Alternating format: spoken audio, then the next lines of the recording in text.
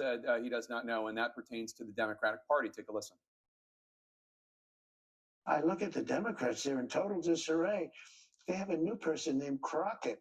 I watched her speak the other day. She's definitely a low IQ person. And they said, she's the future of the party.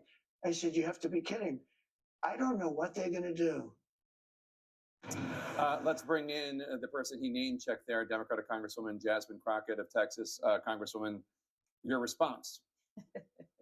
The fact that you just got done engaging in a conversation where we have a president of the United States who has no idea about the oath that he just took on January 20th tells me everything that I need to know. He didn't even have good sense enough in that same interview to say something as simple as, yes, I will follow the Constitution. You know, the thing that actually derived from the oath that he was supposed to take. And he supposedly took an oath, which there's a lot of people that point out that he never put his hand on the Bible, even though he acts as if he could somehow be the Pope. But nevertheless, that oath specifically says that you will defend the Constitution. So the idea that you are now taking the Constitution and, as I said at the DNC, putting it through a paper shredder is a problem. And I think that this should not be partisan. This should be right versus wrong. A lot of the things that this administration is doing, they don't have anything to do with partisanship. This is right versus wrong. And right now, they are consistently wrong.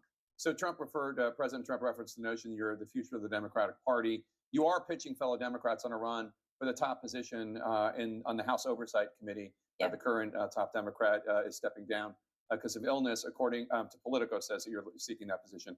Do you think you are the future of the Democratic Party? And if not, who else is? I don't know that I'm the future of the Democratic Party, but I do know that in this moment, we need people that are unafraid and willing to go after this administration for the good of the entirety of the country. And I think that that is an opportunity that I would have sitting as the ranker on oversight. We will be able to conduct investigations. And as they are not wanting the American people to know about things such as what's going on with FAA, as you were just talking about Newark, or what's going on as it relates to our food, or what's going on as it relates to these firings and how that is impacting, say, our veterans that are trying to go and seek the treatment that they need. They don't want to be transparent and open with the American people. And I want to do that. I want to make sure that we are shining a light on all the darkness that they are bringing to our country right now. So President Trump says his administration's latest self-deportation policy will allow some migrants a potential path back to the U.S. DHS also says it will pay an additional $1,000 to people who verify that they have left the U.S., people in this country illegally, who have left the U.S. and have returned to their home country. I want you to listen to what White House Deputy Chief of Staff Stephen Miller said about this a few days ago. A single illegal alien family over the course of its lifetime may cost U.S. taxpayers over $1 million. So when you give an illegal immigrant a check for, say, $1,000 or $2,000, whatever it may be, $3,000 to leave the country, you're saving taxpayers hundreds of thousands of dollars. It also saves money relative to us having to go out and find that illegal alien and physically arrest them and deport them. You represent a border state. Obviously, there are a lot of undocumented migrants in Texas. What do you make of this? Would you advise any undocumented individual who comes to you that maybe they should take the money and go back to their home country? What's your take on it all? I wouldn't trust this administration for anything. First of all, they are terrible about paying their bills, number one. Number two, most of those people that have come over, regardless of what this administration said, they came over because they were fleeing things such as the fact that they don't have the opportunity to work and earn a living, or they're fleeing political violence. And so what is $1,000 if you're going back to a place where you may lose your life? They risk their lives, many of them coming over here in the first place.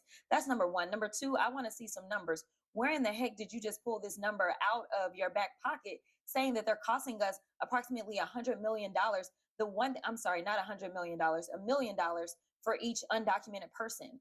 The only numbers that we have show that we receive approximately $100 billion in tax revenue from undocumented people, so much so that they decided that they want to go to the IRS and get the IRS to help them as they go and seek these people. You know why? Because they've been working and they've been doing the jobs that now they want to roll back child labor protections and make sure that poor children are the ones that are doing those jobs, because now we're going to have those vacancies. If we're going to have jobs left at all as we continue to endure the grind of this failed experiment around this tariff war. I want to ask you, the U.S. Department of Education says it's going to restart collecting federal student loans in default. Starting today, this impacts about 5 million Americans. You've been outspoken against this. And I know, look, COVID, inflation, and now tariffs and uncertainty on the stock market, it's a tough time for a lot of people out there. But what do you say to critics who say, look, I paid off my student loans, why can't these people pay off theirs? Listen, everyone kind of encounters a different set of circumstances. I remember when I came out of undergrad and it was a decision about whether or not to go to law school or to go to grad school at all. And one of the reasons that actually propelled me into saying, yes, I will absolutely go, is because the economy was so bad that I wouldn't be able to get a job and actually start paying those loans back. So I decided to, go get more education and hopefully come out in 3 years to a better market and have enough education to be able to actually pay these bills. Listen, we all have different sets of circumstances, whether it's life that's happening, whether you're taking care of your parents, or whether you're taking care of children. But the reality is that we consistently offer breaks to those that are paying out multi-billion-dollar bonuses, whether it's in the banking industry, whether it's in the auto industry. We continue to offer those kind of bailouts. But when it comes to the everyday working person, the person that is going to feel these failed tariffs policies the most, as they are doing a historic amount of firings in our federal government, which means that it's not just going to impact those that are being fired, it's going to impact those restaurants in those areas where those workers would normally go. It's going to impact those grocery stores where they normally shop and the places that they go and buy clothes. So listen, everyone is about to be hurt. Every expert that you talk to, they will tell you that if we are not currently in a recession, we are headed towards one. And this is when you decide that you want to go after people. Frankly, this administration continuously tells us that they love to kick people when they're already down. And I personally believe that if we can do it for the big guys, then we can do it for the little guy. Democratic Congresswoman Jasmine Crockett from the great state of Texas, thanks so much. Always good to have you here. Appreciate it.